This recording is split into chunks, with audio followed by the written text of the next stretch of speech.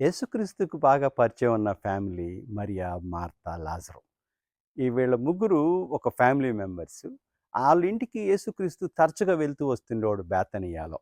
అయితే అనుకోకుండా యేసుక్రీస్తు వారు లేరు. ఆ సమయంలో లాజరు చనిపోవడం జరిగింది. అయితే యేసుక్రీస్తు వారికి కబురెళ్ళింది. ఆయన రావటానికి సమయం పట్టింది. 4 రోజులయిపోయింది. మార్త ఏం ఫీల్ అయిందంటే, అయ్యో! యేసుక్రీస్తు వారుంటే నా తమ్ముడు చనిపోయేవాడు కాదు అని అనుకుంది. మరియ కూడా అదే ఫీల్ అయింది. అయితే ఇంతలో యేసుక్రీస్తు వారు రానే వచ్చారు. ఈలోపు అందరూ వస్తున్నారు, పలకరిస్తున్నారు, కుటుంబాన్ని పరామర్శిస్తా ఉన్నారు. ఆ సమాధిలో పెట్టడం జరిగింది. సమాధిలో రాయి మూసివేయటం జరిగింది.